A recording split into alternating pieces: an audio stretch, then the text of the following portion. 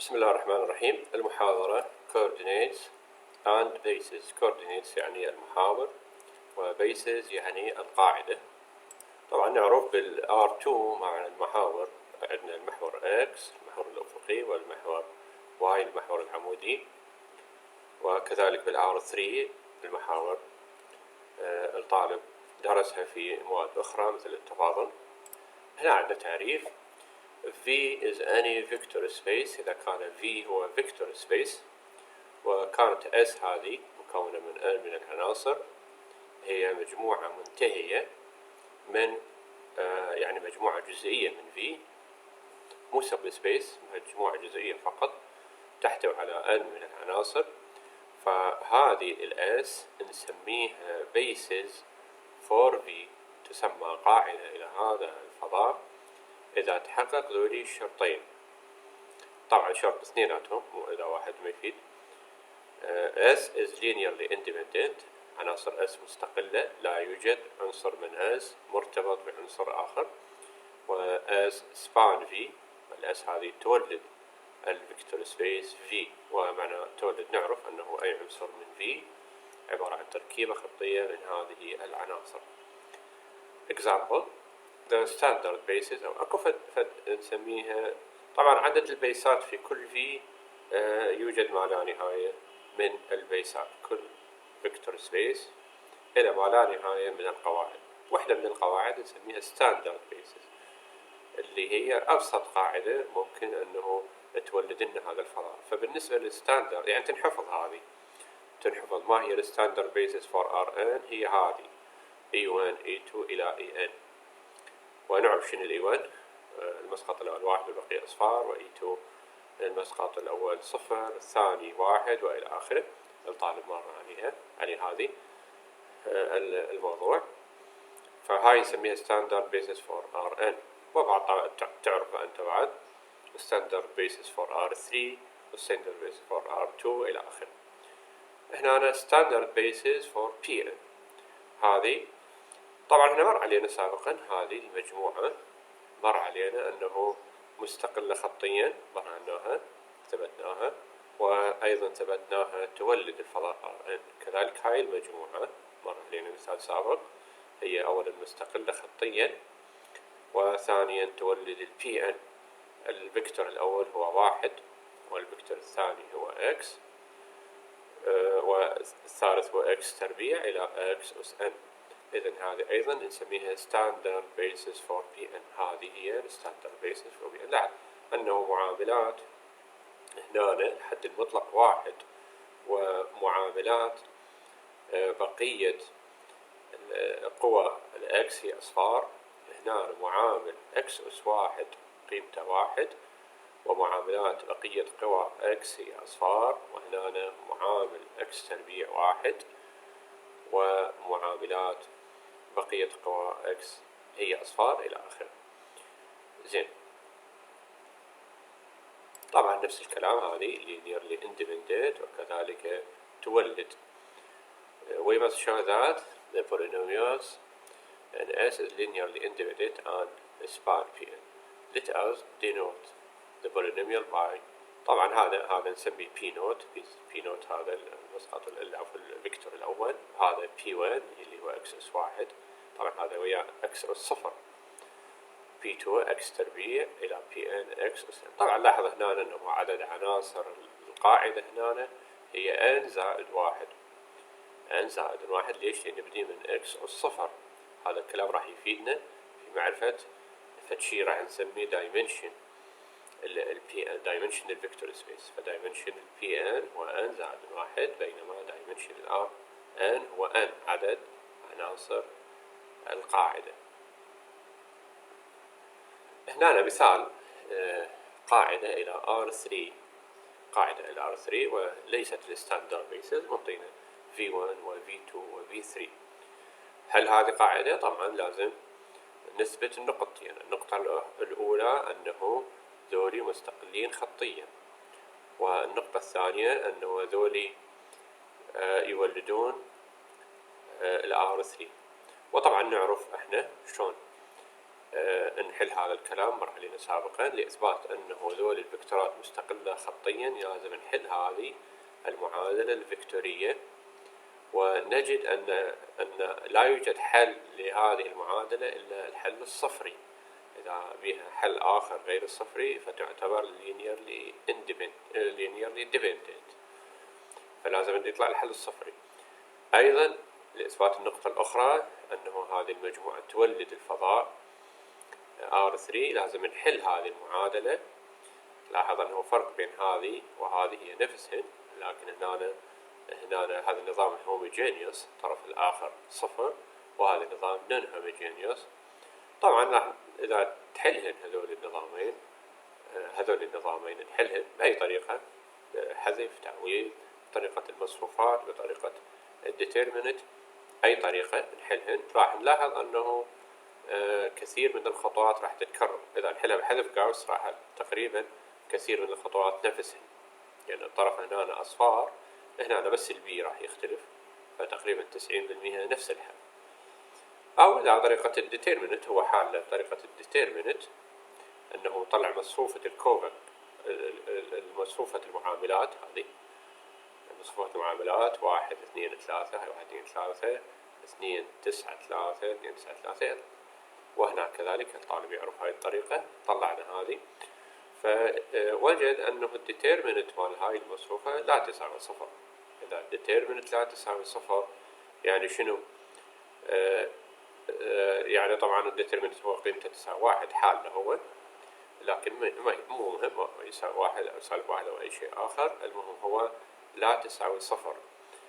إذا لا تساوي صفر فالحل راح يكون هو الحل الوحيد هو الحل الصفري. أما إذا كان يساوي صفر فيوجد ما لا نهاية من الحلول، يعني مو فقط الحل الصفري.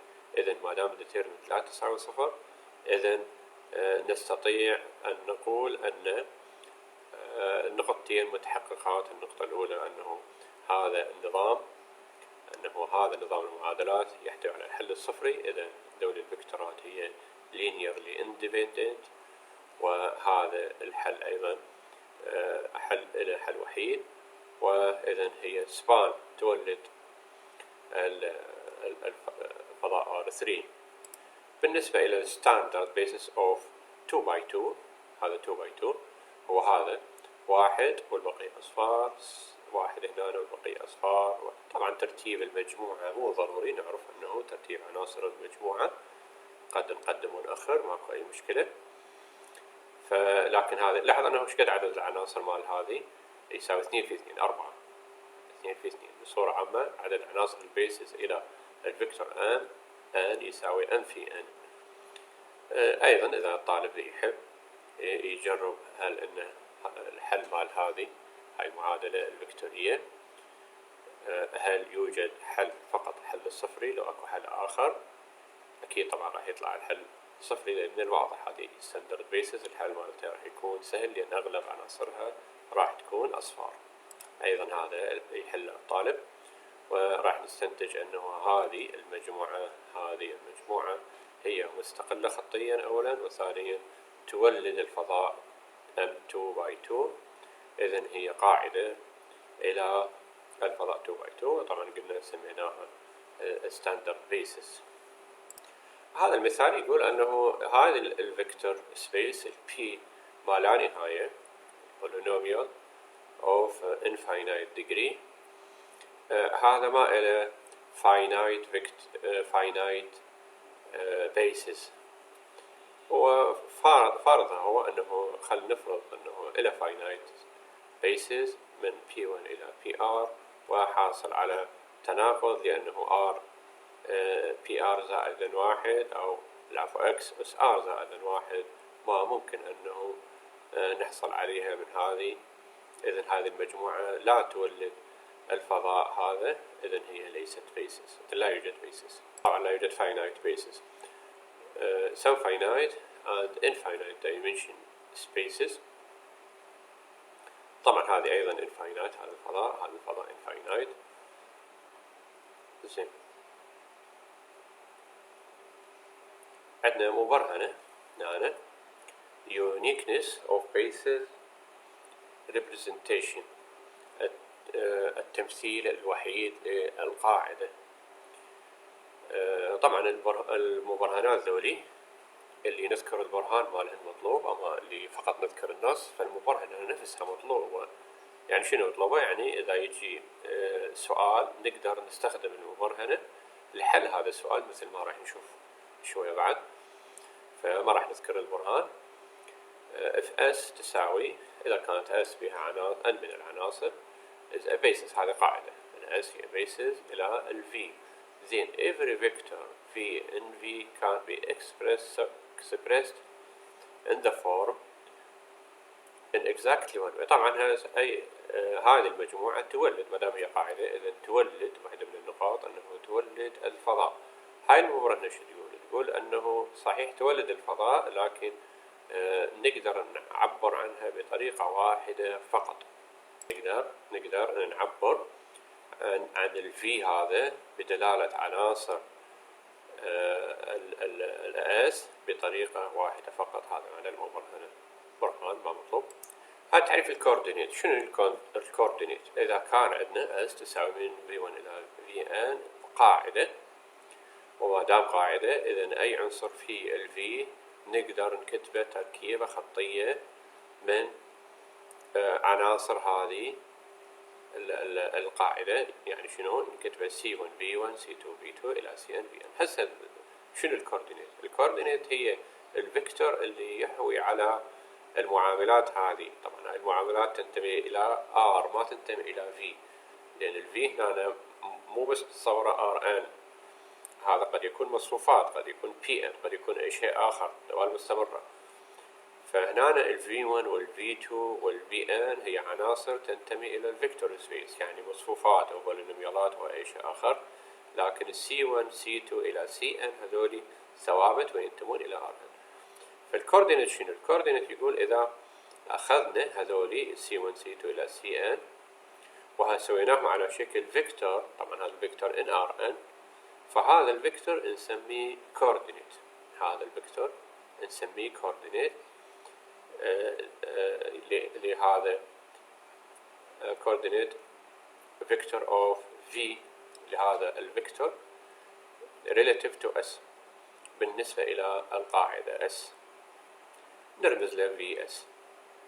مثال على ذلك في ال R3، هذا في ال R3، فإن ال V إذا فرضنا أكو V تساوي أي I، طبعا القاعدة هي IJK، إذا أخذنا القاعدة IJK فإن ال VS راح تكون ABC بالنسبة إلى هذه ال V. هذه هي ال VS، هي المحور أو الكوردينيت بالنسبة إلى القاعدة S. هاي مجموعة تمارين أربعة نريد من عندهن التمرين اللي يحلون الثالث which of the following set of vectors are bases. حلون الثالث ب3 نقاط 4 نقاط. والخامس فرع واحد، طبعا هذولي الثلث أو العفو الأربع مصفوفات هل تمثل bases إلى M2 by 2. تشوفناهن تحلون أيضا الخامس. والسابع أيضا 3 تمارين، هذه فقط 3 تمارين. طبعا التمارين المفروض حليهن خلال هذول 7 أيام من الأسبوع الجاي لازم حليهن. الوضع الآخر هو دايمنشن. ببساطة ذكرنا الدايمنشن هو عدد عناصر البيسز. كل فضاء عدد عناصر البيسز. مثلا دايمنشن مال ال R1 هو 1، دايمنشن مال ال R7 هو 7 وإلى آخره. فقبل لا يأخذ هو التعريف مال الدايمنشن theorem. All bases for a finite dimensional vector space have the same number of vectors. جميع القواعد يجب أن تحتوي على عدد ثابت من العناصر. يعني شنو؟ هذه الستاندرد بيسز اوف R3 ايش كم عنصر بها؟ 3 عناصر. دولي 3 عناصر. هذا عنصر الفيكتور الأول V1، هذا V2، هذا V3. المبرهن شو تقول له آخذ أي مثلا خلينا نقول نسميها اس فتحة قاعدة إلى بيسز إلى هذا الفضاء يجب أن تحتوي على 3 عناصر. مهما كان مثلا هنا نفد 2 0 0 نقدر هذا الفيكتور نضربه، ناخذ أي عنصر منها تركيبة خطية من هذا، زين، وناخذ عنصر آخر تركيبة خطية من هذا، وناخذ عنصر تركيبة خطية من هذا، فأيضا حصلنا على بيسز، أيضا حصلنا على بيسز آخر. كم عنصر بيها؟ 3. ما يصير أقل ولا يصير أكثر حسب هذه المبرهنة. هذه برهنها مطلوب، لكن قبل لا نبرهنها راح لأن برهنها يعتمد على المبرهنة اللي بعدها هذه. ثيورم 452 let V be a finite dimensional vector space. طبعا نحكي عن الفاينايت حتى هنا finite dimensional vector space and let V1 إلى Vn be any basis. زين، شو يقول هنا؟ if a set has more than n vectors، لو كان عندنا مجموعة أخرى غير هذه المجموعة وتحتوي على n من العناصر. زين، هل هذه المجموعة مستقلة خطيا لو غير مستقلة؟ المبرهنة هاي تجاوب if f has more than n vectors then it is linearly dependent. مجرد نشوف عدد عناصرها أكبر من الدايمنشن مال أكبر من الدايمنشن مال الفضاء، إذا رأسا نقول يعني عن توضيح أنه فرضا جاني سؤال وانطاني هذه المجموعة S، وهذه المجموعة S تحتوي على، قال لي طبعا بالار 3، نسويها بالار 3، بيها ايش كم عنصر؟ بيها مثلا هذه 4 من العناصر. بما ان فطبعا السؤال يطلب هل ان S linearly independent أو dependent، الموضوع السابق اللي أخذناه. فمكان ما أطبق هذه C1 V1 C2 V2 وأحلها وتطلع مصفوفة أو حذف قاوس أو كذا، مباشرة خطوة واحدة أقول بما أنه هذه تحتوي على 4 عناصر ولا الدايمنشن مال R3 هو 3، إذا هذه رأسا هي linearly dependent بالاستناد على هذه المبرهنة. بالاستناد if a set has more than n vectors، بها n أكثر من n عناصر، then it's linearly dependent بدون أن نطبق أي كلام وأي عملية جبرية. زين، if a set has a fewer than n vectors، إذا بها أقل من n من الفكتورات then it does not span V.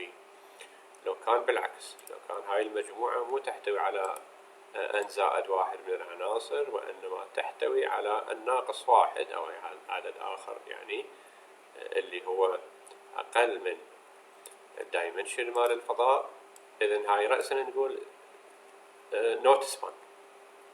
إذن هذه رأسا نقول not span. طبعا من الواضح أنه إذا كانت linearly dependent أو كانت not span، إيش راح يصير؟ راح يصير not basis، يعني البيسز لازم النقطتين متحققات، وهذا هو برهان، هذا برهان المبرهنة هذه، هذا برهان المبرهنة اللي عندنا نرتبه. شو نقول؟ نقول ناخذ خلينا نفرض فد S تساوي V1 V2 إلى Vn هي بيسز، هاي نفرضها بيسز. ونفرض فد قاعدة أخرى، خلينا أسفل ايش تحتوي على تحتوي على n زائد 1 حتى لو غير ال V، مثلا W1 W2 إلى WN زائد 1، وهي أيضا بيسز. خلينا نفرض هذه أيضا بيسز. فإيش راح يصير عندي؟ طبعا هذه عدد عناصرها n من العناصر، هذه عدد عناصرها n زائد 1 من العناصر. فراح نقول حسب هذه المبرهنة the set has more than n vectors. حسب هذه المبرهنة إذن راح يصير عندي الأس فتحة الأسود العفو is linearly dependent، وما دام هي linearly dependent إذن هي ما ممكن أنه تولد، إذن S1 is not a basis. ليست قاعدة. وبالعكس ناخذ فد S2 تحتوي على U1 U2 إلى UN ناقص 1 عدد عناصر أقل، وأيضا راح نثبت أنه في S2 بنفس الطريقة بالاعتماد على الجزء الآخر من المبرهنة هي أيضا ليست bases لأنه does not span. إذن يجب أن يكون على الكلام هذا يجب أن يكون all bases for a finite dimensional vector space has the same number. يجب أن يكون نفس أي قاعدة أخرى يجب أن تحتوي على نفس عدد عناصر. أي قاعدة أخرى تحتوي على نفس عدد العناصر إلى القاعدة اللي هي S. تعريفنا the dimensional of infinite dimensional vector space. طبعا هنا الدايمنشن هو فقط للفاينايت.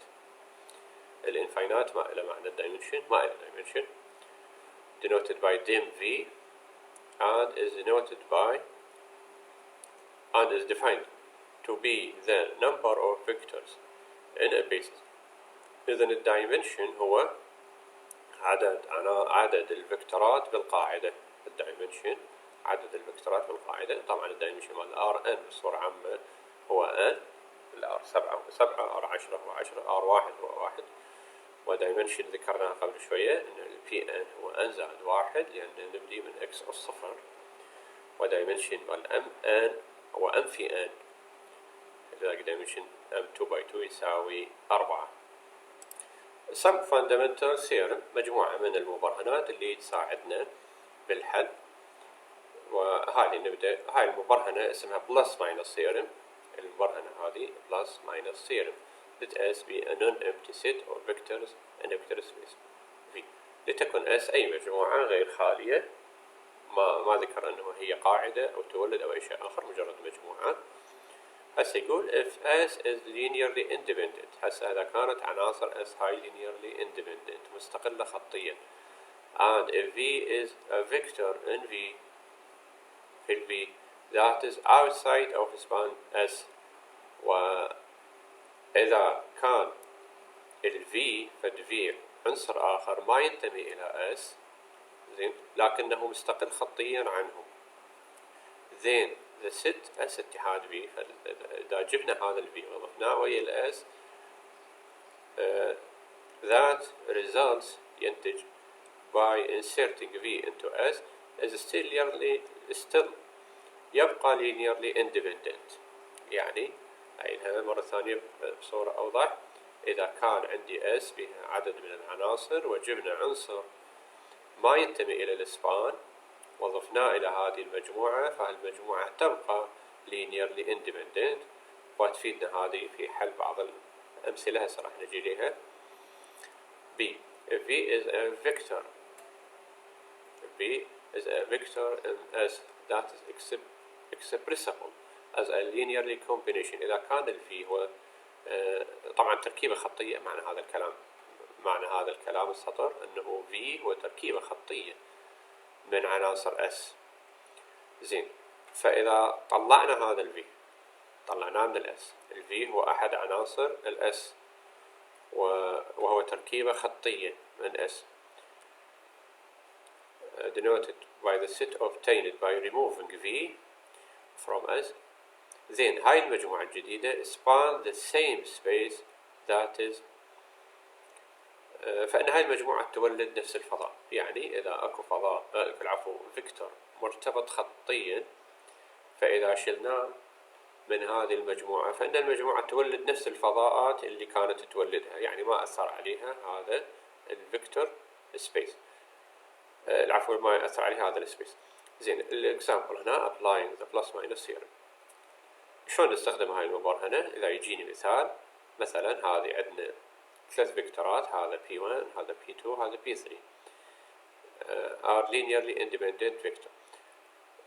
show that ذول الفضاء. لأن طبعا مكان ما نستخدم الطريقة الاعتيادية أنه C1V1 C1P1 C2P2 إلى آخره، راح نستخدم هذه المبرهنة اللي نلاحظه أنه هذا الفيكتور P1 وهذا الفيكتور P2 هذولي مستقلين خطيا ما مرتبطين خطيا. ليش؟ لأنه يعني طبعا من السهولة أنه إذا فيكتورات 2 إذا فكتورات اثنين من السهولة أنه نعرف هذول مرتبطين واحد بالثاني لو لا.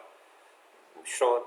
لأنهم اثنين يعني إذا هل واحد منهم نتج من ضرب الآخر بعدد، هل ممكن أنه أكو العدد أضربه بهذا البي1 يطلع لي البي2؟ طبعا مستحيل، لأن هاي معاملها واحد وهاي معاملها واحد وهاي معاملها اثنين وهاي معاملها واحد. إذا ضربنا هنا مثلا في أي عدد راح هذا الواحد يصير هذا العدد وهذا معاملة أيضا يتغير، لكن هنا هاي راح يصير ضعف. فمن المستحيل أنه البي1 بي2 مرتبطين خطيا. زين، البي3 أيضا غير مرتبط خطيا مع وياه. ليش؟ لأنه أيضا مستحيل. لاحظ أنا إكس أس 3 هذول اثنيناتهم إكس أس 2. لو كان هذا إكس أس 2 كان ممكن أنه مو من السهولة أنه نعرفه مرتبط خطيا أو لا بمجرد نظرة. زين، فهذا يختلف عنهم. إذن لو سوينا مجموعة حسب هذه المبرهنة، لو سوينا مجموعة P1 P2 P3 فإن هذه المجموعة linearly independent. لأنه يجيك سؤال هل إن هذه المجموعة linearly independent؟ شو تقول؟ تقول ما دام P1 P2 مستقلين و P3 مستقل عنهم اثنيناتهم، إذا باستناد على هذه المبرهنة نستنتج أن هذه المجموعة مستقلة خطيا وماكو داعي نطبق العمليات الاعتيادية اللي هي مطولة. هذه المبرهنة أيضا مفيدة، تفيدنا في معرفة أنه إذا ينطيك سؤال ويطلب من عندك هل هذه، طبعا ينطيك مجموعة ويقول لك هاي المجموعة هل هي basis for B. فسابقا احنا طبعا لازم نقطتين حتى نعرف أنه هاي المجموعة basis. حتى نعرف مجموعة basis لازم نطبق نقطتين. النقطة الأولى أنه هذه المجموعة يجب أن تكون linearly independent، يجب أن تكون مجموعة مستقلة خطيا.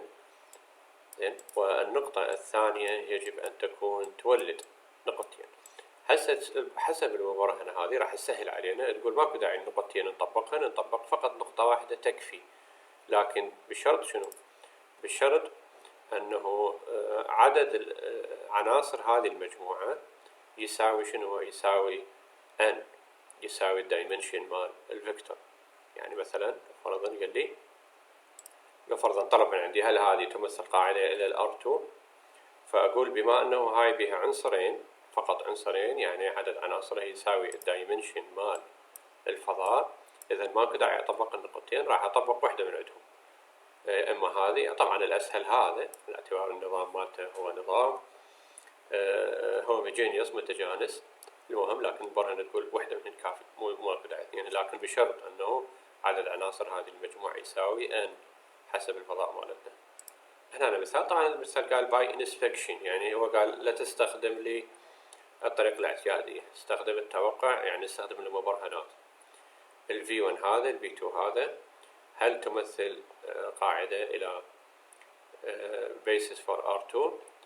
فطبعا من الواضح أنه عدد عناصرها 2، ومن الواضح أنه ذولي مستقلين خطيا، ذولي عناصر 2، فلا يوجد مستحيل أنه أضرب هذا في رقم يطلع هذا. إذن مباشرة راح أقول هذولي يمثلون قاعدة مباشرة. زين، B by inspection أيضا قايل inspection explain why V1 V2 V3. هنا 3، طبعا 3 ما نقدر من خلال نظرة واحدة مثل ما سوينا هنا نعرف، لكن لو ناخذ العنصر هذا والعنصر هذا فنقدر نقول دول اثنيناتهم مستقلين خطيا، لا يوجد رقم أضربه في هذا يطلع هذا.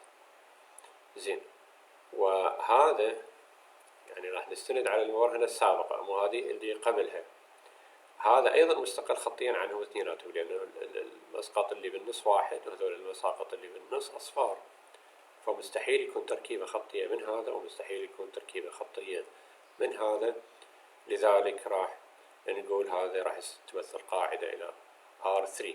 طبعا هذا هو هذا الحل وأنت تقدر تطلع عليه. المبرهنة تقول أنه إذا واحدة من النقاط متحققة، نعرف البيسز لازم نقطتين linearly dependent linearly independent وسبان. فهنا نقول لا، إذا واحدة متحققة سبان. زين، بس سبان يعني شنو؟ يعني بيها عناصر مرتبطة خطيا بأخرى. فالمبرهنة تقول إذا نزيل هذه العناصر اللي هي مرتبطة خطيا فراح نحصل على basis.